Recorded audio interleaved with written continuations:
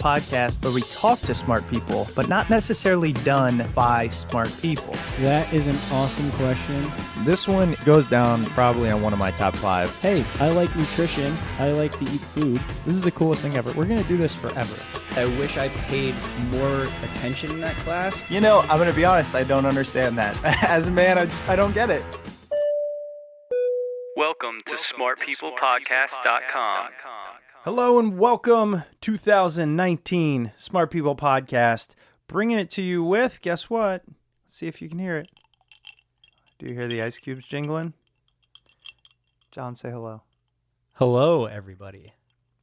It's that time of year where John and I get to hang out and record and really just have some fun. And reflect on what was the year.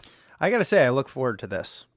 I look forward to it because it's not really business for the first time in a year, you know? Yeah, and also we used to record in the same place.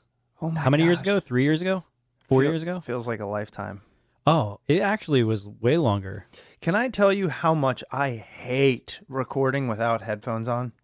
Oh yeah, I knew you would. How do I get But them? I can't hear anything, so I probably won't even wear them. But how do I get headphones? I mean, we could try to split it somehow.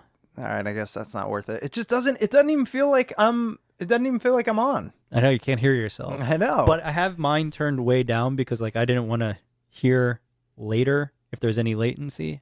What do you think all that is? That is your voice Oh, I see. on my Yeah, mic yeah. and vice versa. So anyways, how's everybody doing? By the way, Dax Shepard, he's armchair expert. Yes. You know, he likes listening to himself too. That's something because I listen to his show. A lot of people do. It's funny. There will be people that don't have headphones on podcasts. Yeah. And they'll have guests on and they're like, is there any way that I can get headphones so I can hear myself? I don't feel like I'm actually doing a podcast Yeah. unless I can hear myself. Yeah, No, I get it. I'm not Yeah. a fan. Oh well, I guess I'll just have to keep sipping on my my whiskey. By the way, speaking of whiskey, you think we're actually going to include that at the end? I think Yeah, we why not? should. John and I kicked things off with a whiskey tasting. We did what? Seven whiskeys. It was It's the gamut. yeah, it goes all the way from decent to literally I'd say one of the top 5 worst alcohols of all time, Easily. which was Southern Comfort. It's so gross. It's so gross. I'd rather have vodka in a Just vodka. like a plastic bottle. like warm vodka. Yeah, that gross stuff that we used to Ugh. drink in college. The orange vodka with No. with orange soda. That was good. Yeah, of course No, it was good orange because it was Gatorade. like soda or Orange Gatorade. Bacardio and orange Gatorade. Yeah, that'll gosh. get you every time. So I mean, what's the date today?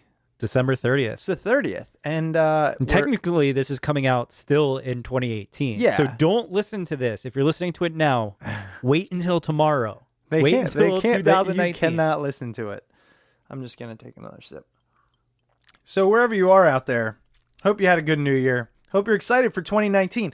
I hope that Smart People Podcast is not only going to be part of your life, but is going to be part of improving your life in 2019. Ours too. Well, it always does. Man, speaking of which, did you see all the things on the document I sent you that we have to work on? It's too long. How, There's too many things on the document. I think So this there's is an open call. If you want to help us with things, yeah. email us. We'll be Oh, happy I'm to have supposed volunteers. send Charlie, if you're listening, I was supposed to get you something over the break. You were going to help us out. We've got some listeners helping us out with things. That was my bad. But I think we've got about 18 projects to help with this podcast. Yeah. And some of them are really big. Yeah. So, yeah. So anyways, I don't know. I think so. For those of you that don't know, and by the way, there are over 10,000 of you listening, anywhere between 10 and 15,000 of you, and about 20 questions were submitted. So look, I'm not going to call you out, but I'm calling everyone out. But to be fair, I think we only mentioned it on the podcast once. I did in an outro. The link, smartpeoplepodcast.com/questions. And we sent it out in a newsletter and tweeted about it. So, I have an idea. all those fake bots online, They're not submitting questions. I have an idea. Why don't we leave that link open and throughout the year people can submit questions? Yeah. No, it's there. It's not going away. What's the link? smartpeoplepodcast.com/questions or question if you're too lazy. If you- Leave off the S. If your I S set up- button isn't working. I set up both. Well, if your S button isn't working, they're screwed because Smart People Podcast has multiple S's and questions also has multiple questions. You can't S's. send it to Mart People Podcat. Yes, the podcast. Oh man, I really do. This is my favorite time of year.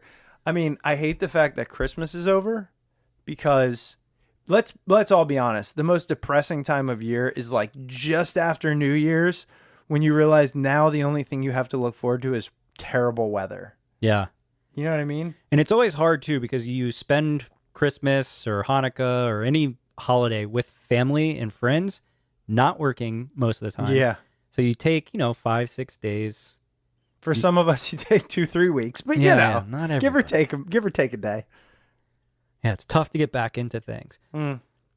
All right, so for Well, these hopefully questions, hopefully this will help people get back into it. Yeah, Maybe you're hopefully. listening to this on your first commute back into work in 2019. We are the first people coming in your ears. we're the first time, that you're on a treadmill. Ever? No, for the year. Everybody's on a treadmill like the first week of 2019. I'm on an elliptical. My back can't take the shock of Oh, running. gosh, you're so now, old. now that we're old. All right, for these questions, I'm thinking Yeah. since I have them in front of me, I just read them. Well, wait. Why don't we? Before we get into questions, why don't we do a brief off the cuff year in review? Let's do that. Okay. So we'll start with podcast year in review. Yes. All right. What's your favorite episode? Oh, we're just diving right into that. Yeah, I mean, why not? I would say James Clear. Oh yeah, the recent. That was episode 311. Yeah, I think that was a huge get for us. James is an awesome dude, and I love that Eddie Yeah. on our softball team was the one that tweeted like, "Hey guys, you should have James Clear," and we had already been talking to James Clear about having him on the show. And then his episode was just phenomenal. Yeah, he's a good dude. I gotta admit, I liked him. I'd say, you know what mine was, and this is actually a plug for a purpose. So my favorite episode was probably 305, which was Joan Williams, and I have to admit that was one of our less listened to shows. Yeah, I actually want to know how many downloads that one has. I think it was like sub 10K. Oh, I doubt it. Well, I don't know. But anyways, in comparison to a lot of those other ones that are around 15 or whatever, Joan, I will say there are a few episodes in the history of podcasting that change my paradigm. They literally will forever change my life. Like history of our podcasting or Yeah, all yeah. podcasting? No, ours. But that has forever changed the way I view the world. And that's a pretty Well done, Joan. Yeah, because she talks about essentially, well, it's about class clash, right? Her book is White Working Class. I talk about it with my dad a lot. And but in a nutshell, not specifically talking about her book, but what she's teaching is that you cannot understand what other people are going through if they're different from you. Like you don't know what it's like to live somebody else's life, Oh, right. you know? Yeah. And it just made me realize, I mean, questions that you might ask that seem very obvious. You know, I remember one of hers was, look, if people in middle America can't get a job, why don't they just move? And you know, that's not that out of the question. But Yeah. man, she just punishes that answer. How many downloads do you think it has I think she has 9,500. as of today? 9,500. 11,933. Wow. Not bad. But it is one of the lower listened, right? No. Huh. Yeah. Huh. All right. Well, then my plug was unnecessary, but I would go listen to it if you haven't. Yeah, still go listen You to won't it. be disappointed. Get us to 20,000 on that one. Tell me more about 2018. Tell us all, John, about your 2018. Well, I started at a new company in 2018. Started at Perfect Sense as a That was product this manager. year? Yeah, April. How crazy is that? Wow. Yeah, it felt like forever. And that's been going well. I'm on a project in DC, so I get to commute back into DC. I was going to say, has it really been going well? Yes. Yeah, it has. And I feel like you work too hard. well, at times, but now with this new project that I'm on full time, it's a normal gig, like normal hours, normal everything, Huh. which has been awesome. You were working like Yeah, I was 11 working hours a day or something. probably right? like 10. Yeah, That's still too much. it is. I agree. Huh. Okay, new job. Oh, New I- wife. Yeah, I was just gonna say, Well, wait, that came out wrong. Not necessarily like new wife, got married in wife. in June, Yeah. right? So June 16th. Also, shout out to my brother. That's his birthday. Thanks for sharing wow. that day. What a jerk you are. Well, Did you purposely steal your brother's birthday? Now every year it's gonna be like happy birthday, but it's John and Amanda's anniversary. Yeah. Well, that only matters to her and I. But there was at the venue that we wanted to go to, if we wanted to get married in summer, it was either Mother's Day or Father's Day. And Mother's Day was not about to happen. Wait, so is the day Father's Day? The next day is. So that Sunday is Father's Day, and who cares less about those You're days? gonna say who cares about Father's Day? I was gonna say fathers. Fathers don't No, care. they don't really care. Yeah, so we didn't want to put everybody's family in the position of like having to celebrate Mother's Day the next morning, like away from their home and all that kind of stuff. So we went with the Father's Day weekend, which That's happened to fair. be Dave's birthday. Well, And sorry, didn't. Dave. Dave didn't care. He did care. He told me silently. Oh gosh. He didn't, I don't think. And then we went on our honeymoon in Antigua. Wait, before we get to your honeymoon, I heard, rumor has it, somebody gave an awesome speech at your wedding. I heard it was good. I don't know. It was like Who a was mix of like a tearjerker with humor and I will say, so for those that didn't know, Chris was my best man in the wedding, and he gave an that's me. awesome speech. And it was funny because I gave him a little bit of like parameter stuff. We won't we mention don't have to get into it, but your parameters were quite small. Right. And then you told me that you were like writing something and you just threw the paper away and then gave this off the cuff speech that was ridiculous. And people still talk, like Amanda's brothers mention how good of a speech it was, how funny it was. They compare it to like other speeches for the weddings that they went to. Yeah. Yeah, it was great. No, so that was the third wedding speech I've given. So my brothers. Donnie's, right? Yeah, and then Cusick's. Oh, yeah. And all of them Funny, I don't remember were that one. done in the same manner in which I get a theme like weeks before. Yes. Yeah. So like I'll really spend time. I remember yours. I was actually falling asleep, and the theme came to me, so I got up and I just typed the theme into my phone. Oh, I thought you were falling asleep at my wedding. No, it was this theme. Like the idea was John and I have actually been married for quite some time, Mm-hmm. and so I'll never forget. I started off. I said, today is actually a really sad day for me. And I remember looking out at people's faces and they were like, what is about to happen? Yep. Like, where is he going with this? And then I said, it's my turn to give John away. So that idea came to me. So then for me, the way messages like come into my brain is that, and then I spend weeks kind of just mulling it over. And then when I decide, okay, it's time to turn it into a speech, it took like 5 minutes because it's, you know what I'm saying? Yeah. And I don't write it down. I just write like a few points. I was going to say they're almost like touchstones. Yeah, exactly. Like, I don't know, whatever it was. But anyways, and that's served me well. It's a lot. You know, it's funny. And I think a lot of people, cause I speak for a living, who do something for a living, it takes more work than it seems, but it's like mental work. Yes. You know what I mean? Yeah. You're like hashing it out in your head. Yeah. Anyway, hope you all enjoyed that. Other 2018 things, not much. I mean, a job and a wedding. It's Yeah, that was a lot, yeah. and we just relaxed for a bit. How was your Relaxing. 2018? My 2018 was a blur, man. I'm not gonna lie. It's probably the most I've worked since I was in my early 20s Yeah. in finance. It was the most I've traveled. I probably have had 60 or 70 trips this year. And then I had a kid. And yeah, you This combine is kid all number those. 2. Kid number two. Kid number two, by the way, I can't even explain it. He is like so chill. He's like so easy. I don't know. It's bizarre, man. It's really cool. Is kid number 2 the last one, or is there going to be kid number 3? It depends on who you ask. Okay, mean- so asking you. Asking me, it's definitely this is it. And I'm pretty sure if you ask the wife, she would say the same thing too. The problem is, in a marriage, there's not always a guarantee that you stop having kids. Well, You know what I mean? Like, you could. you can. You could guarantee it.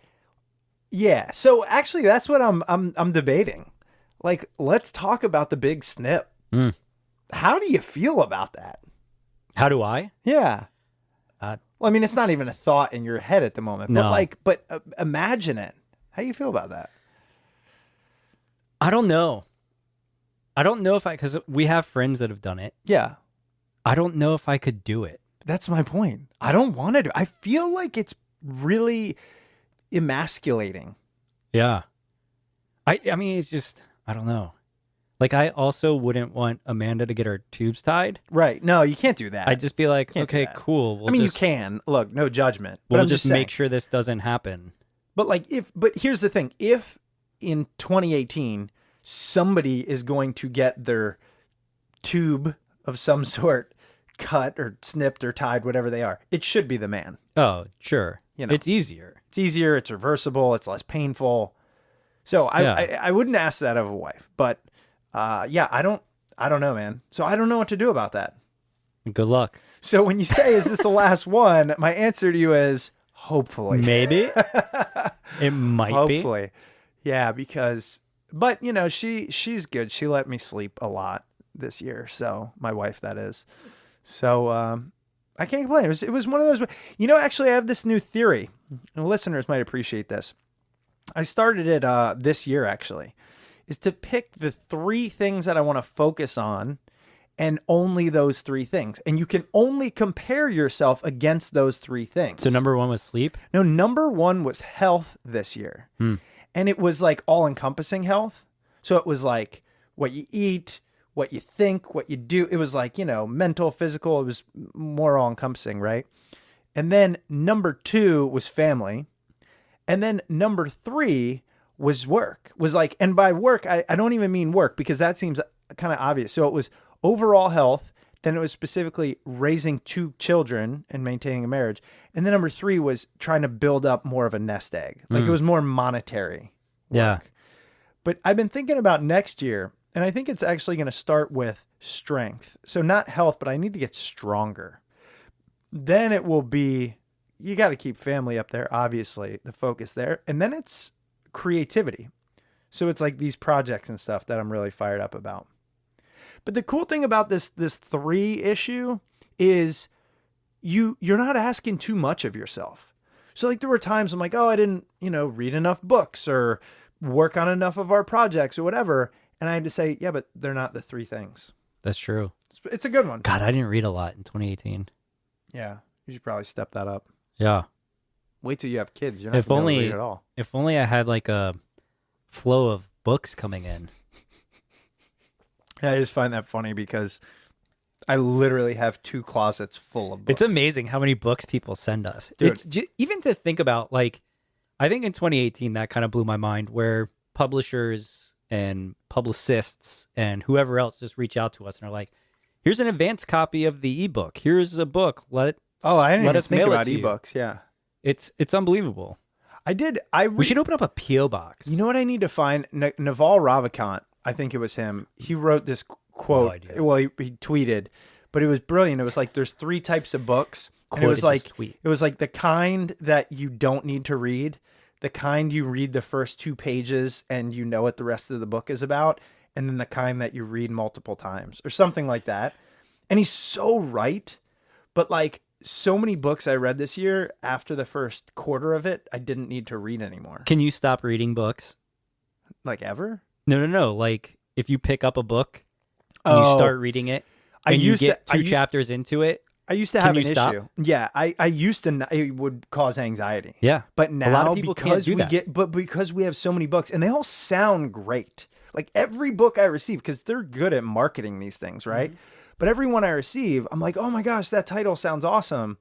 But no, I've realized that there's few that are really good, and most of the ones we try to interview on the show, and the other ones are great and all, but they're. I was joking with a friend; they could be pamphlets. Well, books are also a lot like advice from friends, right? Like there's certain friends that give you advice at times that you want to hear it Yeah, and that's a need good to point. hear it. And I find books to be like that. There's certain times where I look at a Yeah. book, I'm like, this is amazing. This is what I want right now. And I consume it. There's other times where I start reading a book, slam it shut. Nope, not going to do this. And then like a year later, I'll open it up again. And at that time, I'm like, I do need this right now. Yeah, I think you're So it's spot all on. it all depends on like mood. You know what's what funny? you're So going we've covered some topics on like what podcasts were our favorite, what 2018 was like, marriage, new job, kids, getting a vasectomy, reading. I'm really interested in the listeners' opinions on all these things. You know what I mean? Because if I was listening to this podcast right now, I would have a lot of opinions. Yeah. I'd say, well, this is how I feel about What do you that. want to hear about from people? I do. I want to hear about it. No, but what do you want to? I About want like to know marriage? their opinions on these things. All right, so we want your opinion on your marriage and how it's going. Kids. Books. Books. W- No, like like the them or specific not. questions. Yeah. Can you stop reading books? And how do you feel about vasectomies? Those are two of my big ones right now. Chris needs to This far in our crowdsource people conversation. to figure out if you should get one or not.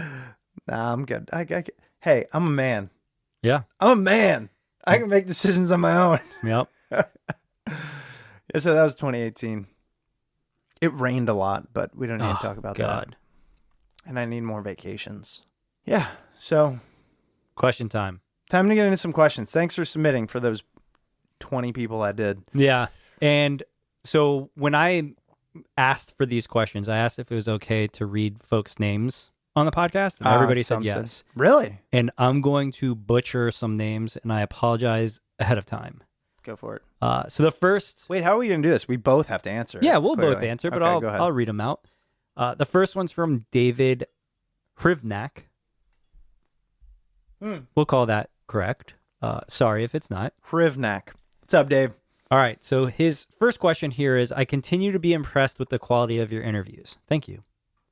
Just kidding. Yeah, we Chris- can just Chris end it does- there. All right. And episode over with. Wow, look at that spike. Yeah, You're gonna that's have to edit that gonna out. be yeah. So don't yell into your microphone I like that got anymore. excited. Thank you. They seem so fluid and natural, but I bet there is a lot more behind the scenes. About how much time do you need to devote for a 1 hour podcast? I feel like this is a trick 1 question. hour and 1 minute. I feel like this is a trick question. Why? Well, because I don't want to say, oh, not that much, because then it doesn't feel special, right? So I'd say 8 years has been devoted. Yeah, that's what I was gonna say. You know, I mean, I still remember preparing for our first 10 episodes. For Yeah. hours. But what's- so, you know- pages of notes. Right. And now, how long does it take you to prepare for a 1 hour podcast? All right, so I'm going to let you behind the curtain on my end. It totally varies based on how interested I am in the guest. And when I say that, yes, there's a level of interest in all of our guests. But just like anything, some topics really strike me more. And if I get their book, which most of the time we do, and I pick it up and start reading it, usually I get sucked in. So there are times, I can tell you actually an episode that I recently did that has not aired yet. I read the whole book. So, I mean, you're talking hours and hours and hours, right? But it was fun. But there's plenty of podcasts where, and look, guys, I'm just going to be real with you. 15 minutes before the episode, I don't know who we're interviewing. And I've got this process down to, I'll pull up their Amazon and I will read book reviews. I will pull up the email that they sent, which has a review. I will pull up their bios, which are the things that really interest me the most. And I'll write down 3 questions. I'll write down the thing that I want to learn about them the most. Like maybe it's about their background or their motivation or their education. Then I'll write down one thing about the topic that I selfishly want to learn. And then I'll write down one specific targeted question about their book. And the thing is, with those 3 questions, that's all I need. I Yeah. can talk to somebody for 5 hours. Sure. And Yep. and so to Dave's question, it's just part of now the 8 years of practice plus the personality of really, I will say this, I'm seriously super incredibly interested in everyone we interview, Yeah. you know? And then from the actual like editing and putting everything together side, very similarly, Yeah. if I'm interested in the interview, I'll actually listen to the entire interview as I edit. But if not, I can just kind of visually see the things that I need to edit within my software program, the editing program. So I can do that pretty quickly, but it probably takes total 2 hours start to finish to go through like the editing, chopping everything up, putting it together, recording the ads, posting it to the website, all that good stuff. So, 2 hours if I'm not interested, 3 to 4 hours if I'm super interested. Yeah, I was thinking about that. I actually think so. If we were to combine it, just to give you a real answer, I'd say on the low end, you're talking a total of 4 hours. Yeah. It'd be probably about 2 hours each. Yep. And that'd be, including scheduling, preparing, interviewing, and all that. And then on the high end, of course, it can go much higher if you're reading the book. I'd say an average is probably between 5 and 7 hours. Yep. Agreed. So, All right. David's second question is, do you find it hard to juggle full-time work, a family, and podcasting, which I assume takes a good bit of time for a quality segment like yours? Yes and no. So there definitely is juggling of work, family, and podcasting. But like Chris just mentioned, we've got it down to where on the low end, we can do it in 4 hours that's between both of us. between the two of us. But if we wanted this to be where we want the podcast to be, then yes, it's extremely hard to juggle full-time work with this. I mean, we have to give some context though, because so for example, we've been doing it so long that, and John and I have talked about this, we know what the shape of the word looks like Yeah. in the editing process. Right. So we teach people to podcast, right? And it's such a long process, but when you do it for this long, that's why it can go kind of this fast. Sure. But if we did all the things that we wanted to that's do, the problem. this would be a full-time so job let's for also us. tell listeners this, right? Like, I will tell you, to answer Dave's question, is it hard to juggle it? It's really hard. It's one of the hardest things I've ever done. And the reason is because of our aspirations. Like, if we said, oh, we'll just put out the podcast and not really care, then yeah, fine. It's a couple hours. But I mean, the amount of time we spend like preparing about what are we going to do next? How are we going to make this sustainable? How are we going to make some money? How can we make this a full-time job? Let's work on this project. The number of balls we have in the air actually at this exact moment is there's probably 6 things we're simultaneously working on top of, as you mentioned, job and family. So yeah, it's hard. And I'd say the mental burden of like not performing to the level that we want is, in my opinion, is the hardest part. Agreed. So God, I'm glad we started off with David's questions. yeah, they're good. This may be too personal, and that's fine, but I wonder if you're able to make money with your podcast, or is it mostly a labor of love? And the $1 million question comes out. So, I mean, look, let me tackle it from my angle first, which is when we started, we didn't even think the thought of making money was hilarious. Like, that's not even a thing. Yeah. And then a guy reached out to us 3-4 years into it and said, hey, can I sell ads for your show? And we were like, ha, yeah, buddy, go for it. And he sold ads. I will never forget the first time we made like $500 on a show. And I think you and I went and just spent it on like champagne or something. Because that was the coolest thing ever. Yeah. But since that time, and since we've had years, look, and this is one of those things where we're opening the kimono, right? Yeah. I think like the most we ever made was like just north of 30K. Yeah. So, that's I don't know, put it where you want to put it. In podcast world, it's fantastic. In the world, it's not going to do much for 2 people pre-tax. But our goal, we just had this conversation. How much would you need to make to do this full time? Yeah. And what did we come to? Like $75K each? Yeah, I think so. For us to actually quit and not have benefits Yeah. like with our jobs. Which, yeah.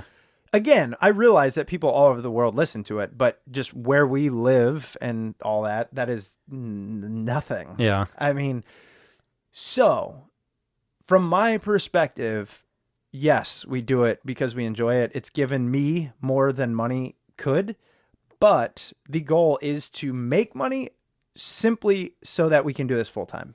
The goal is to get this to a business where we're making at least $150,000 off the podcast. So we're each making $75K, right? Yeah. Right now, like with That is a long ways away. yeah, with the number of hours that we put in, we're still making about $45 an hour, which is kind of crazy. If we could figure out how to do that full Yeah, time. that's interesting. But I feel like we're capped a little bit. We are. We're because also of the not listenership. very. I mean, we're We're not again, big. Well, But we're not big. We're by no means small either. So from like the Would you say we're still in the top 1% of all active podcasts? oh, absolutely. Right? Yeah. Top 10th. Based of a off percent? Libsyn's- You think we're top 10th of a percent? Maybe not top 10th, but I would say definitely top percent. Yeah. Yeah. So again, the money thing, yeah, it'd be great, and we're actively working towards it, but only in a manner, and I think this is what John and I always try and do, only in a manner that however we made that money, anyone who's a part of it would feel like it's an honest, worthwhile investment. You know what I mean? So yeah. All right, we've got a question from Savannah Wilson. Sorry, Savannah, I think David stole your thunder a little bit here, but the question is, given your full-time jobs, children and spouses, hobbies, and other commitments, how do you find time to maintain this podcast, researching new guests, reading their books, preparing for interviews, editing episodes, updating the website, marketing, etc.? Yeah, marketing is funny. What's your secret? Well, our secret is we don't do marketing. We're Yeah. terrible at it. You know what it is? It's like the 80-20 rule. We do focus on the 20% of things that get us 80% of the results. And Yeah. we've gotten those down to a science at this point. And now it's those other 20% that Yeah, are gonna now we move need to us- figure out Yeah. how to market. Yeah. Yeah. It's probably that simple. Plus, I will say this, and I don't know about you because you don't have kids yet, but like podcasting is definitely a 4-letter word in my house most of the time. I'm like, hey, I got to go podcast. And Heather's like, oh, great. You know what I mean? Not that she's not supportive. It's just, it's taken a lot of time over the years. You know what I mean? Yeah. I don't think Amanda minds it. No. Not yet. Because she doesn't care if you're not helping her out with whatever she's doing right now, watching TV on the couch. She don't care about that. That's true. So I guess, again, to kind of ride that earlier question, the answer is we do the best we can, and we Yeah. leave off a lot of stuff. We leave off a lot. Which, by the way, Savannah, because I know her, that's my cousin. Oh, is it really? Yeah. She listens to, like, she is a diehard. She loves this. But you want to talk about doing everything? She's literally gone to, like, every Ivy League school in the country. She's one of the smart, she aced her SATs. Like, you want to talk about doing everything? It's pretty much her. Happy holidays, Sav. All right. This next one definitely came from my wife, but it says it's my dog, Tucker. How much Your bourbon will wife. you drink? Your wife submitted a question. Yeah. Oh, no, this is Tucker submitted a question. How Yeah. much bourbon will you drink? Surprisingly, I think the bourbon tasting is going to significantly lower the amount that I drink Oh, it definitely will. because it was kind Because of you drink that nasty. SoCo. Yeah, so not enough is the answer. All right. The next one, actually from my wife, Amanda. Why doesn't John let his wife talk more on the podcast? I'm gonna let you answer it. I don't not let her talk on it. She's done ads. I think she's done ads for it. And I think she's been in the outro like 1 or 2 times. And she loves being on it. I should have her on more. I mean, what's she gonna say? What do you want to say, Amanda? She loves, step right up. she wants to make a podcast called the Podcast Podcast or the Podcast Haters Podcast. She wants to hate on podcasts. No, she thinks it's hilarious to make people that hate podcasts really angry. So she was going to have a podcast where she just like recorded sounds of outdoor ambient Oh. noises or people chewing or just silence. God, that is awful. Yeah. No one would listen. All right. Question from Jason Jung. What is the best question to ask someone when interviewing them? Oh. For example, job interviews, the podcast, a fireside chat, group dinner, etc. What is the best Well, okay, it varies based on all those. So you said when interviewing them, but a job interview question is obviously going to be different than a podcast question, which is going to be different than a fireside chat. You know what I mean? Yeah, but what's like a common question that you could ask across all of those? Okay. So here's one of the primary things with questions. You have to think about, without leading them at all, which, look, I'm going to admit, I plenty of times I do that. So I don't, always drink my own Kool-Aid, but without leading them, you want to get to a level of depth that they haven't had to think about in previous interviews. You know what I mean? Yeah. So yes, when I say to somebody, hey, tell us about your past. Okay, I've said this. That's fine. That's just setting you up, Yeah. right? But you try to, and I think what we do on our show is, these aren't questions about their book all the time. Yeah. Like I just recently I was asking somebody about their motivation. I really like understanding people's motivation, and they're kind of caught off guard by questions about their motivation. Yep. Because most people don't think about that. Do you know who I learned this from? Do you remember Kevin McCarthy? Yeah. He does like the movie interviews. Yeah. He asks such like detailed, specific questions. Like he really digs into cinema making and all that kind of stuff. Mm-hmm. And then he'll ask these questions to producers, directors, actors that they've never been asked before. So they're always like thrown off guard and they're like, dude, that is an amazing question. Yeah. And then they shoot the shit for the rest of the interview because they know how invested he is. Yeah. And I've always been blown away by that. But it's definitely true. Like you do have to kind of catch them off guard for something that they've never been asked before, because everybody's always like, tell me about your book. Well, and Like- I think it's funny you say that, because people I know that listen to the show will always highlight when, I mean, if you're out there listening right now, you go back through our episodes, you'll hear almost every guest at times pause and say, wow, that's a really good question. And those are the ones, the reason they're good is because they're using that as a pause to think. Yeah. It's like, whoa, you know what I mean? And to your point, it goes to show that it is not scripted. Exactly, Right? Because pro tip, the vast majority of my questions aren't scripted. No, you need to have like 2 or 3 just to fall back on, just in case. Yeah, because right? how can you flow? How can you okay, can't. put it this way. How can you show someone you're actively listening if your question it does not flow from what they just said? It's just like a complete tangent or diverts from, And that's you can't one do of the that. things that bugs me about most interview-based podcasts is somebody will say an answer and then the next question will just come out. Yeah, nothing And I'm to like, do with it. what, you know? where'd you go with that? So I don't know if we actually answered your question, because it varies, in my opinion, based on what are your goals, what situation are you in, and what are you trying to get from them. I would say a question that allows them to go deeper and that they haven't answered before. And I'll tell you a cheating question that I like to ask on podcasts is, what is the most interesting thing that we haven't talked about? And that is cheating, right? Because fine, but they're the experts. Like the number one thing I try to remember, or I don't even have to try, is they know way more about whatever we're talking about than I ever could. So what energizes them? And Yep. then when they ask it, we just roll with it. All right, a question from Alan Flanagan. With the explosive growth and number of podcasts, where is this content media heading, and what are you doing to stay pertinent in the field? Wow. That's a good one. So podcasts, I think this year kind of crossed the threshold where you look at these huge YouTubers, huge, like 15 million, 20 million followers.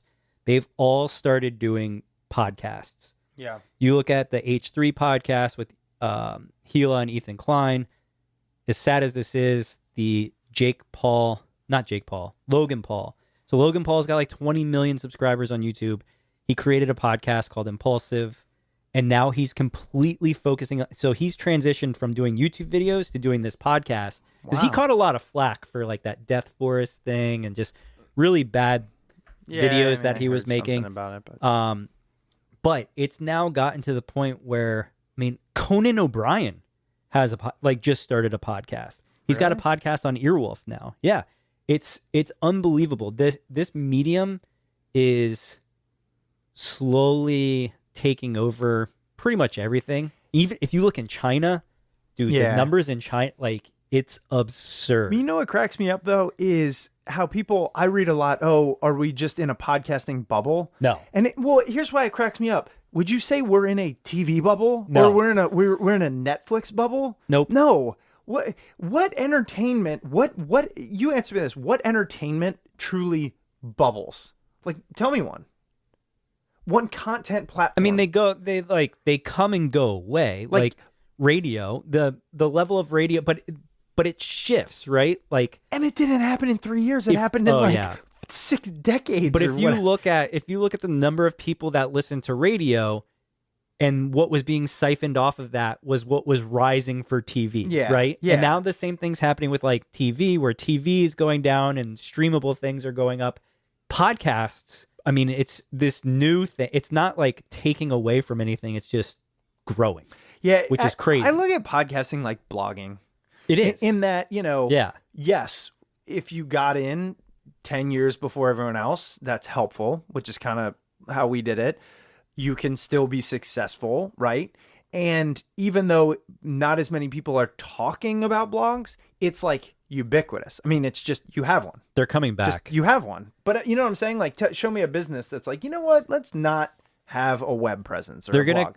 They're going to come back with all the negativity that's surrounding Facebook, Twitter, and these social media sites, and how many like quote unquote bots are out there, how many clicks are faked, and all of that kind of stuff. I think we're going to see a lot of businesses moving back to like personal websites, blogs, and all that kind of stuff. But I mean, so to your question about where is the content what are we doing heading? Well, where's it heading?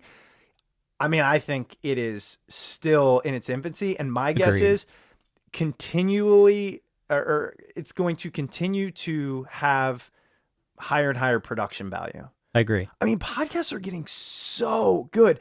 I just listened to this podcast called The Caliphate by New York Times. Yep. It is mind bending. I mean, listen, go on any website right now that has the top podcast for 2018 and listen to the top 10 episodes or top 10 podcasts. They're all professionally made. Yeah. I mean, you're talking teams of 20 plus people. Yeah. You're talking spending thousands and thousands of dollars on each episode. I would venture to guess tens, if not easily 6 figures. Maybe per episode, maybe sometimes. Some. Yeah. So that's where it's going. I think high production value, which leads me to what are we doing to stay pertinent? And I think there's 2 things that, in my opinion, and I'd like to hear yours, but one is trying to, side note, we are working towards creating a network. So more shows that maintain the same voice or style or goal of ours, which is interest in kind of the vastness of knowledge, right? The vastness of what we could learn. So I think the network that we're kind of creating and is in its infancy, and eventually to get to those more highly produced shows.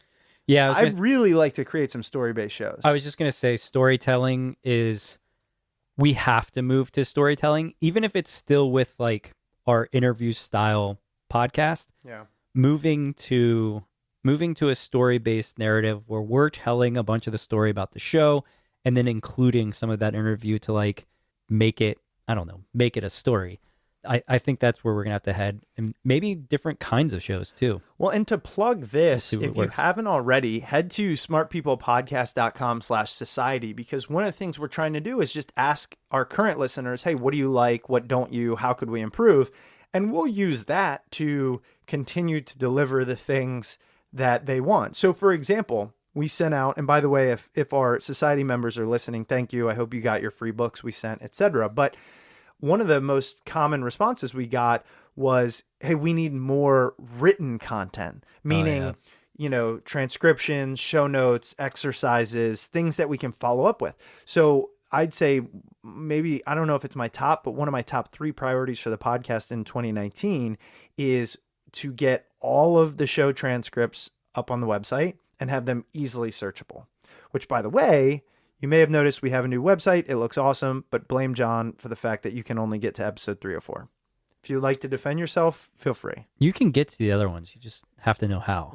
Okay, in front of everyone, when are you going to, when are we going to be able to, I don't know, whatever you want to call it, find all of them? By December 31st, 2019. Not acceptable. No, I would say in the next few weeks. I honestly just December, I was hoping to have a weekend where we weren't doing anything. Good luck. And that did not exist. How about if you get the month of January? Yeah, probably. No, I mean, probably. All I really need is like a Saturday. Huh. Well, Like make a full Saturday. Make it happen. Go yell at her. She loves activities. All right. So All that's right. what we're doing. Next question from Jessica Chasteen. Which of your interviews have most profoundly impacted your day-to-day lives / routines? Wow. Like in the history of interviewing? I guess. That's a really tough question. If we go all the way back to the beginning, number 1, Walter Willett. One of the main reasons is let's just be honest here. I don't like eating breakfast. And I was told my whole life that breakfast is the most important meal of the day. So our first episode, we interview Walter Willett, one of the most cited doctors in history or something, Harvard. He's a nutrition guy. And he said, look, if you're not hungry, don't eat breakfast. So like that is an example of why I do the show, because just go ask the expert. You know what I mean? So that one. Scott Carney, which we talked to him about cold exposure. He changed the way I view hot and cold. Like I did cold showers for a while. And although I don't do them as much anymore, I am much less sensitive to cold because it's a mental thing. So that one's big. Yuval Noah Harari, which was episode, 263. He got me to think differently about humanity, honestly, because I've read his books. We interviewed him. I've watched his TED Talks. So he's more, I'd say, expanded my wonder such that from a specific point of view, what has he changed? There's a couple of things, but just from the idea of when you find somebody who's so articulate and their ideas are so eye-opening or bizarre, the want to learn more. So he was a big one. Simon Sinek, I always mention him, but I am a huge fan of how he just took this idea of start with why. And now from the outside, it seems like he just goes and talks to people that have the same ideas and same wants and desires and curiosity as him. And so I want to follow those footsteps. Those are some for me that really stick with me. And again, I can't say it enough. I go back to Joan Williams. She changed the way I think about people's differences. So I could go on forever, but I'd say those are some that really jump out to me. I'm just going to give one. What? One? Yeah, just one. Okay, fine.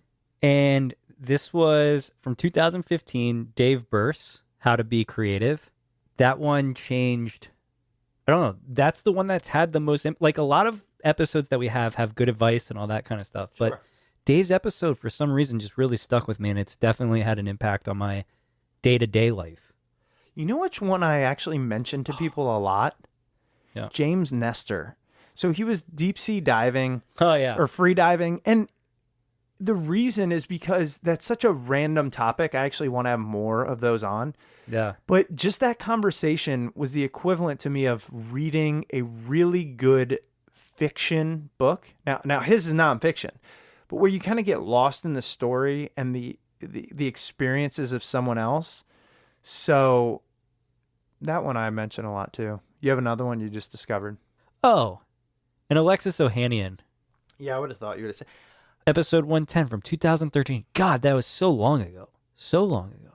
Srini Pillay. Dude, that's another one. If you haven't listened to him, episode 51, go do that. Dr. That guy, Srini Pillay. wicked smart. I'll never forget. See, she's asking, I think it was a she. Was it a she? Yeah, Jessica. Jessica is asking, and how does it affect your day-to-day lives or your routines? I'll never forget his quote. And again, I might butcher the quote, but he said something like, do you want to live an extraordinary life? Okay, yes. I say yes. He goes, okay, then by its definition, it has to be unlikely. Yeah.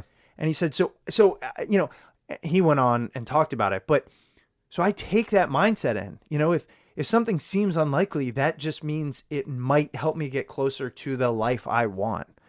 And those are the types of things people ask a lot. What was your favorite episode, or what was this? You accumulate this information. I really believe it becomes part of who you are. And listeners, like if you listen to a lot of these and all the other podcasts, you might not remember everything you hear, but it sticks with you. It forms your brain. It forms your memories. It forms your identity. You make decisions based off of it. And the ones I named and the reasons why, I think it's a great question. See, Jessica, now that's a question. All right. Next question is from Francisco Sanchez. Oh, what's up, Francisco? So Francisco actually messaged on Instagram and commented on our sticker post a long time ago saying that he wanted some stickers. Did you hook him up? Yeah, I was like, give me your address. I'll send you some stickers. If you want some stickers, I'm looking at a stack of about 100 right here. Yeah, and it's funny because he messaged me back. He said, wait, is this for real? And I was like, yes, it's very real. Oh, So, like he didn't Francisco, think we were hopefully- actually yeah. going to send him the stickers? Francisco, hopefully you got your stickers. Also, thanks for the question. His question is, what would be the best advice that you could tell to your 26-year-old version? I'm going to go out on a limb and say that Francisco is 26, maybe? 26. So, I mean, really like dating myself. That was 10 years ago. Yeah, 10 years ago. This is going to be, personalized advice, right? Because for myself, I would have told my 26-year-old self to start learning how to code and like actually do it. But if you were going to translate that to other people's thing, don't you think it would be the sooner you take action on the things you enjoy, the more time you will have to make progress on them? Yeah. Because like you still want to do that. Yeah. But with time, things get more difficult due to circumstance and responsibilities and all that. Yeah, absolutely. But there's like also there's nothing stopping now. Either, Yeah. right? Because you look at it and you're like, man, I wish I would have told myself to do that 10 years ago. But in reality, I'm going to be working till I'm 70. Yeah. I've got another 35 years Yeah. to do something, right? So if I want to switch and become a welder, like I can start learning how to weld now, weld for the next 5 to 8 years, become a good welder, and still have a long time to have a career for welding. Actually, to that point, I agree with you that one thing this podcast has taught me is that a lot of people achieve success way later than you Think. notice. Yeah. Or struggle way more than you think. So it's not about getting it done early. Well, we focus and celebrate on outliers, right? Like we look at Mark Zuckerberg and he was so young, and we look at whoever else and they were so young. But then when you start looking at things like there's actors that didn't become famous actors until their 50s. Didn't even start their acting career Yeah. till their 50s. So I would tell myself to do something. Start but we something that they did. like. I know, We but started the start podcast. something that you sure. And that's that would- probably the best thing. right. One of the best things. Yeah. Like, just if you have an interest in something and you want to create something, just do it. It doesn't matter if it works or not. Like, more than likely it's going to fail. And if it fails, you learn from it. Who cares? So just do whatever you want to do. Yeah. That sounds so cliche, but like, do Well, whatever you want to do. I think I would say kind of the journey is the destination a little bit. You know what I mean? I was always so worried about, am I on the right track? Am I going to regret this? Am I going to figure it out? And the answer is invariably yes and no. Yeah. Like you don't know what you don't know, and it doesn't always matter. Also, if So you to don't enjoy fail, it. if you don't fail, you're not doing things that are hard enough, and like, you're not learning anything. Sure. But You have to fail. yeah, but what have you failed at? Life. I mean, think about it. Like, what does that even mean? I mean, it can mean different things, like you quitting your job. Yeah, I guess, but Is- it's if you view it as if I you don't you view can that as a people failure. but people can view that as a failure, right? Like, I mean, think about it. If you have to dip into savings, or if you have to go into like other things, like Or move back into your parents' house at 27. exactly, Yeah. people look at that and they're like, oh, I don't want to do that. That means I failed. I look at it as that was really free. It was, and it like allowed you to get, or it to at least help you get to where you want to get, right? Like, Yeah.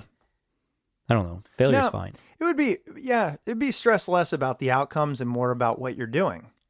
I mean, again, one of the smartest people I ever interviewed will be in a soon to be coming episode. And I asked him how he accomplished all the things he accomplished. And he said, well, I never focused on what I was accomplishing, just the joy of learning it.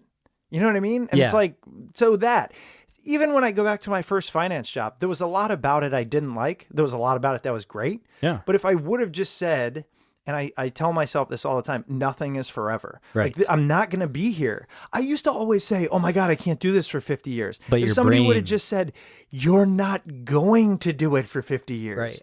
Just enjoy the next year. Yeah. They go, Yep. okay. That's what I would say. All right, so we got a handful of questions from Gary Kowalski. What's up, Gary? We've chatted with Gary over email. What can you tell us, your audience, about yourselves that would surprise us? I mean, I was a big math nerd as a kid. I don't think that would surprise anybody. Oh, damn it. See, to answer this question, here's what you have to do. You have to think, what does the audience know about me? What perception or persona do I have, right? From the amount of hours they've been listening. For me, it's kind of not even embarrassing, but it's kind of like weird. I did not care about learning until Oh, well, yeah. right around this podcast. Sure. No, but that's weird because it's one of my soul driving forces now. But I feel like we've talked about that a lot You where, think so? yeah, because the two of us often have said, like, we wish we cared in college. We wish we paid attention. Yeah, but do I? No, I mean, back then, you wouldn't change that. But from who you are now, you do, because you enjoy learning so Yeah. much that you wish you would have learned more back at that time, right? But you wouldn't change what you did then. Right. Because then, you wouldn't have had all those other experiences and you would have just been learning and might have just been like a bookworm or whatever. Yeah. But I don't know. I just feel like that might be surprising. Yeah. Maybe not. I played piano for a while as a kid. Dude, nobody cares what you did as a kid. That's not going to surprise anybody. This has us stumped, Gary. I don't like sleeping by myself. I mean, I do That's it a lot That's a good one. because I travel. I guess maybe I would. It's just more about being surrounded by people, which I'd rather be surrounded by people. That's not that surprising. But Oh, but yeah. the sleep thing that's an interesting one. I don't know. I don't know if there's anything else that would be like surprising to people. You can't get away with that. I really like Harry Potter. Oh my God. Can we talk about that for a minute? 'Cause Yeah. I saw 19 Harry Potter movies downstairs. Yeah. Why? I mean, I've never seen one, so So have maybe you read the that's books? surprising. There's a surprise. I haven't read a fiction book in at least a decade. Oh man. So here's the funniest thing. I made so much fun of Harry Potter, and then one family vacation, I picked up like the first 4 books in paperback because I was like, might as well just read while on the beach. And I read them, and I shit you not, I sat there and just read them cover to cover. 3 days on the beach. Was like, well, now I need the rest Wait, of the are books. they actually good? They're amazing. They're amazing. As an adult male. Yes, as an adult man, and I was an adult when I read them. They're so good. The movies are so good. Oh, I love Harry Potter. Wow. I'm surprised. There we go. We did it. All right, Gary's second question. What are the most significant challenges each of you had to overcome? I know mine's easy. When I was 24, I mean, everybody knows this, but the reason we started the podcast was because we quit our jobs. But like the impetus for me quitting was I had my first panic attack when I was 23, I think it was. And I mean, it took me 6 months to figure out what it was.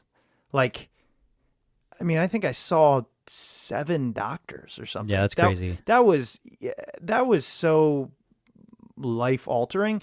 And the funny thing about it is I feel like panic attacks, anxiety, all that stuff, not to get on off on a tangent, but it's gotten so mainstream, like, oh, I get anxious. Dude, this is not that.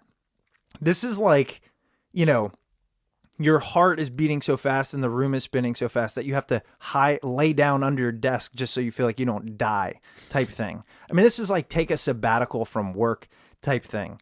You know, it's not, and I'm not disparaging any level of discomfort in anyone, but figuring all that out, which again, and all these things end up in cliches because they're true, it becomes so formative. You know, it shapes, you know, I said, okay, I'm only going to it's not do things that I want, but I'm going to take my life a lot more seriously instead of just go where it seems normal. You know what I mean? Like quit and figure it out and dig deep and learn about yourself and work on yourself and all that.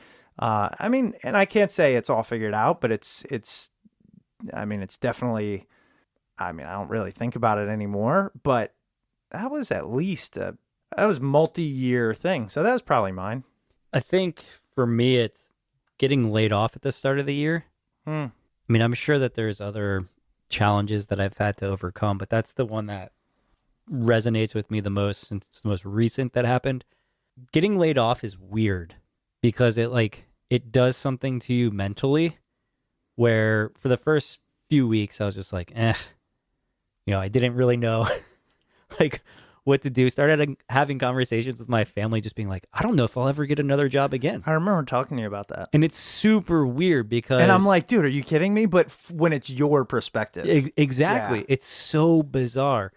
So I think getting through that and then getting my new job, that was... But again, that's not a huge... I don't know. I also look at this question, I'm like, I haven't faced significant challenges through my... But also, what is a significant challenge, right? Like, you have to climb Mount Everest to get over something. I mean, we had a guest say that Tony Hsieh, man. Well, there's that. He was one, but one of the ones that sticks out to me, and I don't remember the guest, but talked about you can't put a grade or you can't compare levels of trauma, right? Oh, right. So I'm not saying a challenge has to be trauma, but it's probably traumatic. But everybody feels like this. You can always be one-upped. Like you're like, I got laid off and somebody else is like, oh, well, I got laid off for a year. Oh, well, I have one leg. Oh, I was shot at. And so it can keep going, but that is irrelevant. Yeah. You can always be one-upped. So I think the point is more along the lines of whatever your most significant challenge is the only one you can own. You know what I mean? Yep. But to your point, and again, we've known each other for a long, long time. I mean, for the most part, thus far, we've lived pretty easy lives. Yeah. But comparatively, sure. I guess comparatively, though. It's all comparative. And the one thing I will say that I think I've learned over the past decade, and most people do, is people are resilient as hell. You adapt. You just adapt. You could lose a limb or a person or whatever, and for the most part, you rebound. More than likely we'll make it through. Yeah. I mean, the studies basically show that aside from if you lose a spouse or a child, almost every other trauma, you revert back to the previous level of happiness. So anyways, not that you asked. Also from Gary, what are your regrets? I will tell you. So I forget who I was just listening to, but the thing that I've tried to do since about 23 or 24 is say, okay, which situation or which answer here will I regret more, right? And then making sure I don't do that. You know what I mean? I think the worst thing would be to get to 90 and really regret certain things. So in every scenario, I'm like, how do I minimize regret here? So I don't know if that's a great way to live, but it's one thing that I do. But before I came to this realization, I wish I would have put more work into athletics in high school. You wish you would have put more work into anything? No. As a high schooler? No, just athletics. That's it. I'm not saying it would have changed my life, but I at least would have given it No, but that's what what I'm saying is like I look back at like the percent effort that I put into sports in high school, which was as little as possible. No, to get- I mean, maybe for you. to I get know by. mine was not nearly close to as little as possible.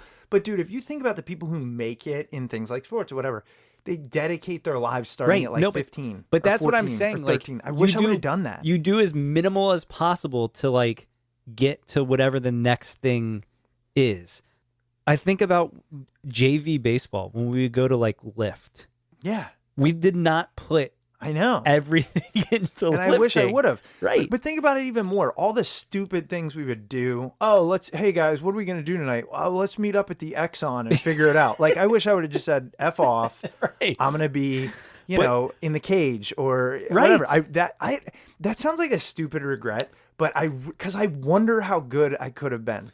I'm not saying it would have been great. That's not the point. I don't think I saw it. No, I'm saying from the age of 14 to probably 24, the percent effort put into anything max was like 20%. Sure. Max. Sure. I get that. Into anything. Well, Anything. I put a lot of effort into like. You put a lot of effort into figuring out how to do the least amount of work. That's true. That's true. I'm That was telling only you. work though. But no, but like, because you're thinking of things like college, and I know In high college, school. what was more important to me was relationships, and I still to this day think it serves us. Like, look at the Sure. level of friends and stuff we have. But so I don't regret a lot of those things. in No, college. because you're where you are, right? Like, and that's why I'm saying for my 26-year-old self, like I would tell myself to do those things, but even to put in more effort, but still have a good balance, right? that's what I'm saying. I think what I regret is I would go back to myself and say, don't have balance. Like, be the psycho that's all you do. Yeah, but I think the balance that you have was probably like 90-10, 80-20. It depends on who you ask. I mean, if you think about it, dude. Think about if you would have done 50-50. If you would have done 50-50 and you were at 90-10, like that's five Okay. times more Do you realize output. from January through what is it, like May, we would go to school at 7:30 Yeah. and do an hour workout. Remember Quick Feet and all that stuff. Then do school and then be at practice from 3:30 to about 7:30. And then go home, eat dinner, and do it all again 5 days a week. I mean, that's a lot. I'm talking more about like focus practice, Right. Summertime, Yeah. gym, all that. So anyways, that's a lot. But yeah, that's the thing I regret. I wonder how good I could have been. All right, Gary's last question. What do you value most outside of your family? Oh, by the way, getting back to that question. You're No, going back? remember You have when- regrets about not answering no, the not question? that question. Remember the one about what's a good question to ask? Yeah. I heard an interview question and it was very similar to this, which is tell me the thing you're most proud of, and it can't be related to a previous job or yeah. a relationship. Yep. And I love that. It's very similar. Like, of course we value our family. Okay, fine. What else? So anyways, I like that question. What do you value most outside your family? I might be interpreting the question wrong to some extent, but I value the personality trait I have that does not attach ego to opinion. And what I mean is, like, I go into most things willing to have my opinion changed. So new information can shape it, other people's thoughts, what I learn. And the reason I say that is because I'm actually working on some ideas and a potential book about it and everything that's like, we need less certainty and more openness, more, of course, curiosity. But so I value kind of the ability that I think isn't always natural or normal to say, okay, I might be wrong or I might not understand this, but it can then shape my actions in the future. And it took me a long time in a lot of this podcast to realize that A, I have that trait, and B, it's not that normal. I don't know. That's mine. What about you? I value alone time, like just being alone. And whether it's learning something new or reading or playing video games or whatever it is, I don't know. There's something about like doing something by yourself to either quote unquote better yourself or like relax yourself. Do you know what's so weird about that? What? I mean, it's great. It's not disparaging. I hate being by myself. I know. I Like, know. And Heather's the same as you, right? My Love wife. it. And so it's great. It's a great thing. But I think it's because, and I'm starting to realize, I think it's because I don't, like, my brain will go just crazy. You can think so much when you're alone. Yeah. No, I love, well, so that's the thing. Like, But if you're doing something, I guess, I don't can, know. yeah, I can shut off my brain pretty well. Yeah. Yeah, you can. Yeah. So I just enjoy that. I value shutting off my brain. Who knows? Yeah, but if you do it by yourself, that's more meditative than laziness. yes. You know? Yeah. Yep. I like it. All Well, right. That's the end of the questions. Again, if you have additional questions for us throughout the year, you can still send them to us. www.smartpeoplepodcast.com/questions. You can email us, tweet at us. Whatever. If John sounds like he's falling asleep, It's late, man. it's 9:40. Yeah, after drinking some bourbon. Oh, you need your alone time now. You need No. your brain clearing time. No, but what else do we... I mean, there's so many things that we should be talking to people about that we're not yet, but all in good time. Yeah, We've got a lot of cool projects coming up. we do. And I do want to plug, I've been meaning to do this for a while. We have this on the docket, but we are going to make the society, just continue it. I'm not saying it's this big thing, but we're going to continue to add to it. So if you want some inside track stuff, sign up at smartpeoplepodcast.com/society. I'm also, look, here's the deal. I'm trying to give away some books. And I'm not kidding. Like, this is half doing me a favor. It's got to be around 200 at this point, and my wife is sick of them. So we are giving books away to society joiners. Now, the workflow to do that is still a little muddy. Why? They just go to smartpeoplepodcast.com/society and sign up. Right, but then what? I mean, we'll have a list of people that signed up after December 30th, and we can Okay. email them and say, hey, send us your information. We'll send you some books, some stickers, ask you some questions. The prerequisite Maybe is phone calls. you have to fill out a survey, and it's kind of on purpose. I mean, the survey takes 10, 15 minutes. if that, right? Well, I don't know. But the point is, if you don't want to fill it out, that's fine. But then you just won't get a book. I mean, it's that simple. It's easy. But aside from that, we like hearing from you. We want to grow the show. Hope you enjoyed this long, rambling episode. And happy holidays and welcome 2019. Yeah, and if you want to hear more from us, listen to the next 30 or so minutes of our whiskey bourbon taste test. If not, just stop the podcast. Who cares? You Oh, yeah, already we- downloaded it. We haven't edited it yet, but it's probably only going to be like 10 minutes, don't you think? Oh, I think it'll be a little bit longer. Maybe it'll we're be gonna like have to 20 edit it down. minutes. All right, if you want to listen to us for anything between 5 And 50 minutes and 50 drinking minutes, whiskey. drinking whiskey and rating them and talking about them, just hearing a fun time before the episode, keep listening. If not, hit stop. I'm not offended. So, thanks for listening. It's been real. 2018.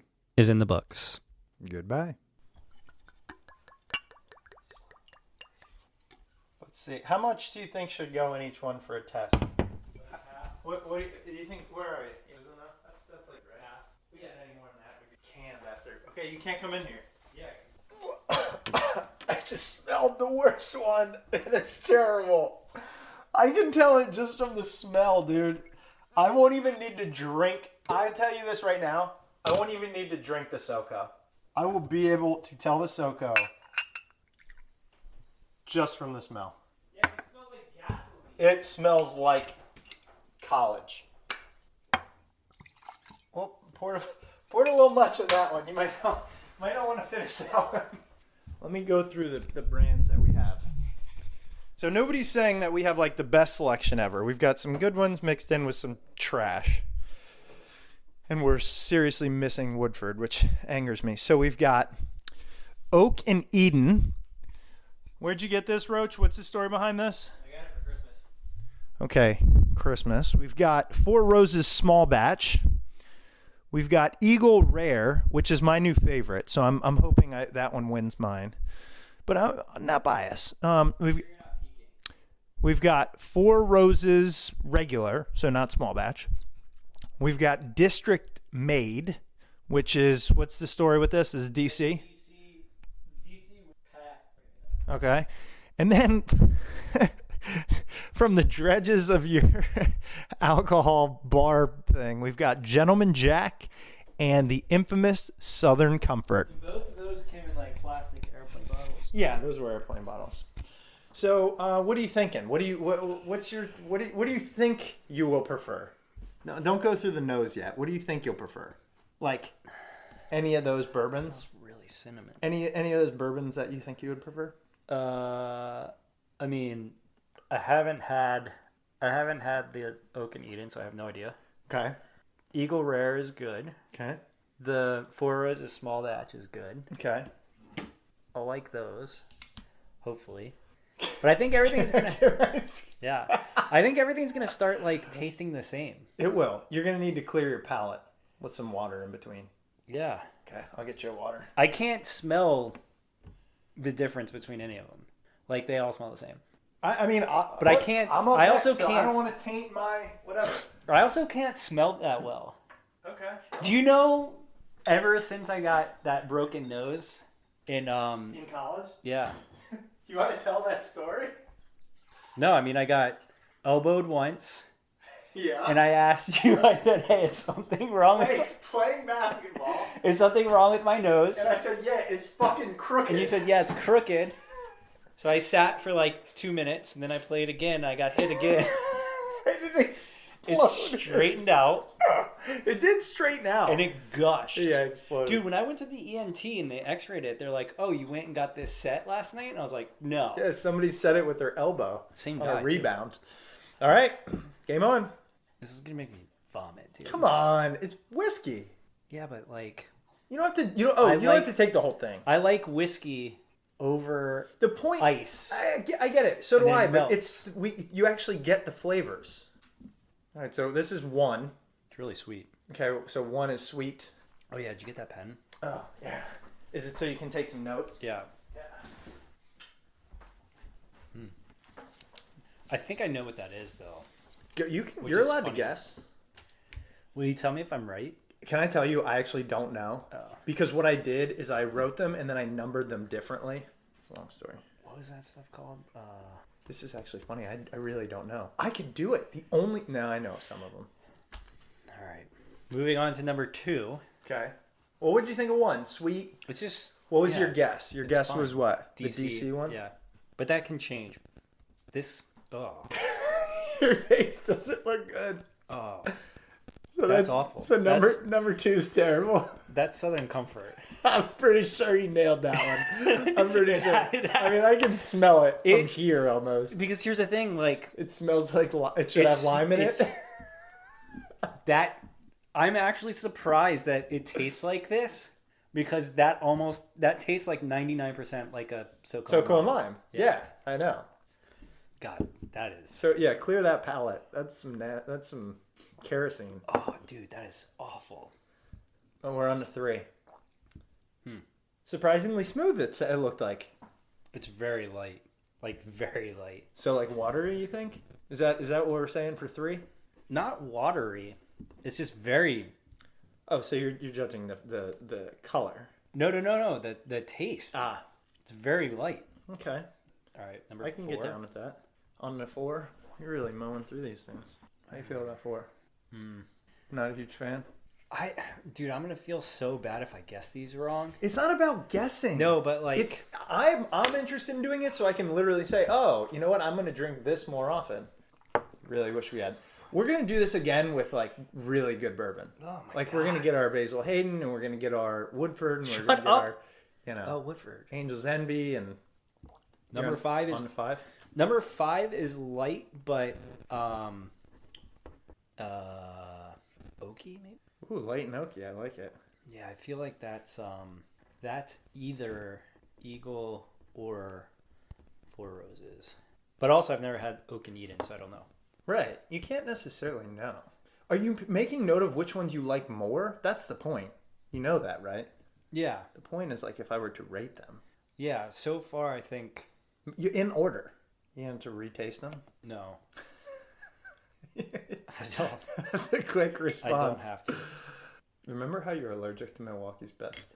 Yeah, that's smooth, sweet. Was that number 6? We have to verbalize. You're really bad at verbalizing. Yeah, sorry. This is a very visual medium right now. You'd rather listen to my tasting. It'll be more That was 6. It was smooth and sweet. Yeah, I don't know. 7. Oh,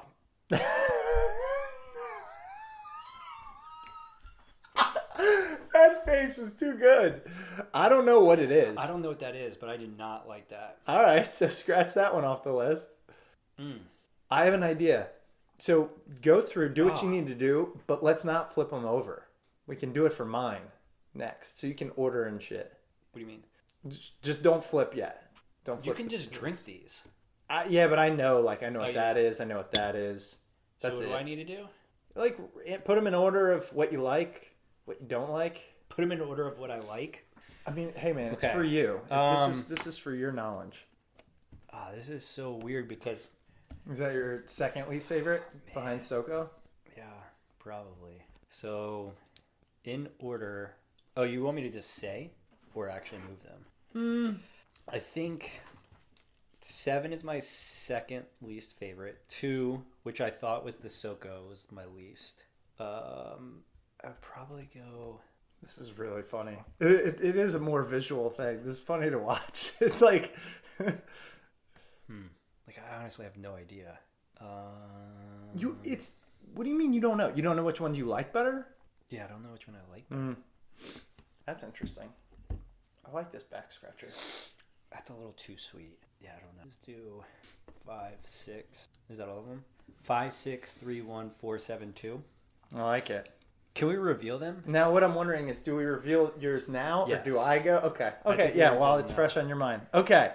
So, in order, he picked number 5, his favorite, Interesting. Four Roses Small Batch. Wow. Good work there. Dude, that was the one thing that I was most concerned about was like picking like Really? Gentleman Jack. Why? I'm not worried about that 6. because then I'll just drink Eagle Gentleman Rare. Jack. Yeah, you got. I mean, dude, so far you're on fire. wow. So his number 1 pick was Four Roses Small Batch. His number 2 pick was Eagle Eagle Rare. My number 3. Your next one was Four Roses. Dude, you're like on fire. Wow. All right. And then my 4th pick was Oak and Eden. Oak and Eden? Interesting. I thought that was so. See, I don't know what that tastes like. I've never had that before. Yeah. My number. So you're on 4 now. Hold on. I definitely. Or number 4. Ooh. Yeah, you're right. So the 5th in order is District Made. 5th in order is District Made. 6th, I thought that was Jack, which is 7 funny. is going to be Jack. And then Gentleman Jack. Yeah, and then Soko. That's it. Dude, I would say, like, if you switch Eagle Rare up, that's pretty close to probably how it should go. Oh, but I love Four Roses Small. I'm saying for me. Yeah. Interesting. All right. So number 1 was Four Roses Small Batch. 2 Eagle Rare. 3 Four Roses. 4 Oak and Eden. 5 District Made. 6 Gentleman Jack. 7 Soko. I probably. If you were to say, if I want to list these, would you list in that order? You probably would, wouldn't you? I didn't know with Oak and Eden. Right. So Oak and Eden and District Made could have switched. Right. But yeah, that would be the order. Nice. All right. So use this booze, but somehow you have to, you know what I'm saying? Yeah. Use different glasses. Use these glasses. Do you care drinking out of the same ones? No, but my point was that you're gonna have to rinse them so they're not tainted by pre-existing. Like if I smell a tiny bit of Soko in any of them, I'm gonna be like, that's disgusting. Oh, I was gonna say. You know what I'm saying? I was gonna say I was just gonna move these around. No, because I know what this one is. Oh, true. I know that the blue it's making my nose run. Just use, you know what I'm saying? Just Yeah. use like these. Yeah. 2, How many of those do I have? 3, 4, Should have 6, 7. Perfect. Well, yeah.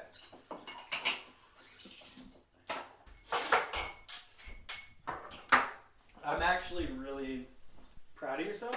yeah.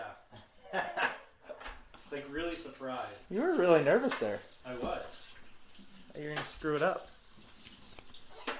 It can't be screwed up. All I know is if I pick Gentleman Jack as number 1, I'm buying 5 bottles and saving $300. You would, dude. Gentleman Jack. It is kind of expensive, I think, Yeah. isn't it? Yeah. It's not like cheap. Right. Yeah. And I really do think that the cheapest one there is probably SoCo. Did you just pour all the booze down the drain? Yes. I mean, I guess it 'Cause doesn't it's- really matter, but It's tainted.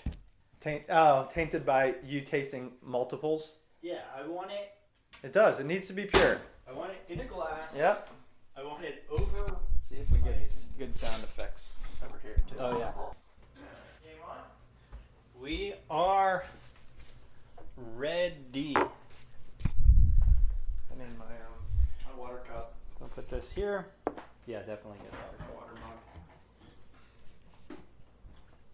Oh, an actual mug. Yeah. All right. I'm excited. I'm not gonna lie to you. You know what I'm not excited for? Just smelling SoCo. Like I don't even want it. Bowl. I'm almost thinking to Not just excited for big bowl. smell it and then just put it out. Okay.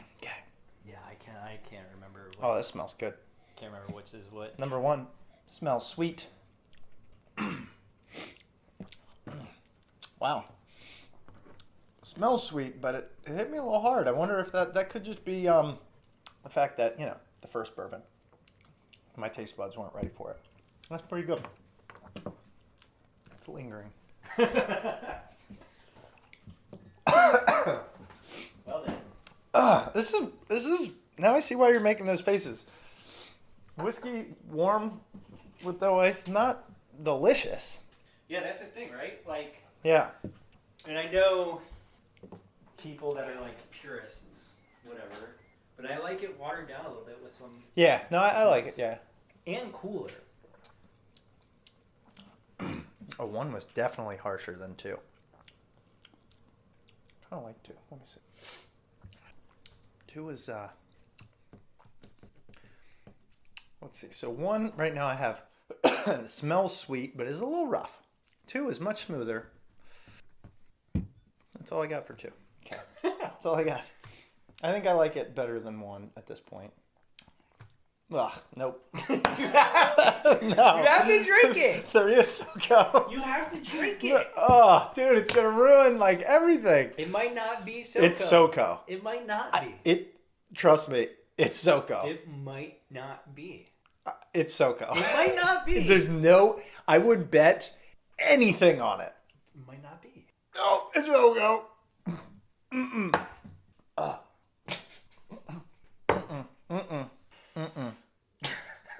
Oh, dude, I just had every bar I've ever been to between the ages of like 21 and 30 flash through my brain.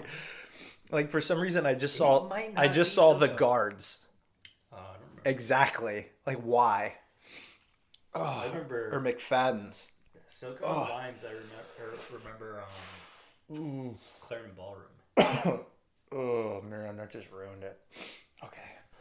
Regroup. Oh, that's gross. I taste it. It lingers. It smells a little like rubbing alcohol. Oh, you don't have. I'm not a fan of that either. Wow. Yeah. Nope.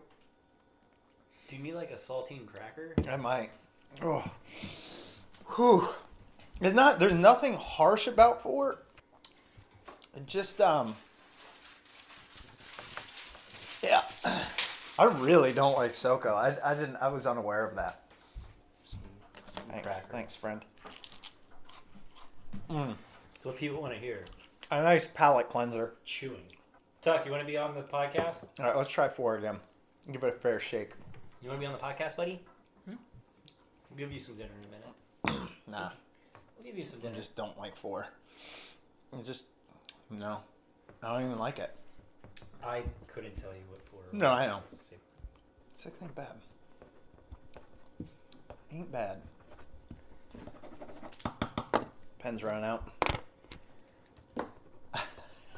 I love these notes. Don't like, subtle, ain't bad. They do kind of start to blend together. Did you notice that? Yeah, it's awful. Amanda doesn't like Big Bowl either. Oh, 7 is weird. That's one of the weirdest tasting bourbons I've ever, or whiskeys.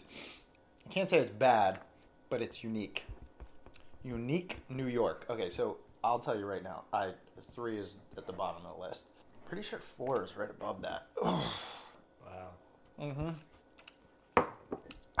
You have the cheat list over there? No, this is my list. I really, no, yeah, 4. 3 and 4 are gone. Whew.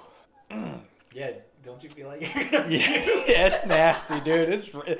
I mean, I haven't eaten in like 12 hours, but those are, whatever they are, remind me never to touch them again. Okay.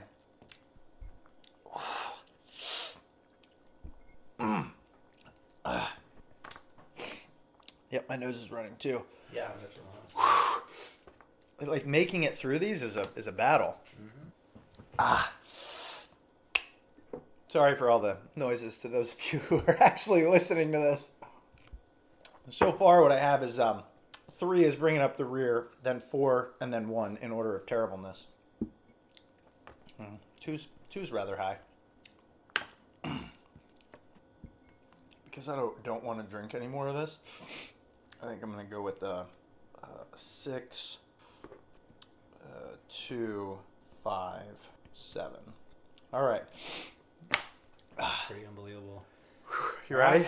So number 1 is. All right, my number top 6. is Gentleman Jack.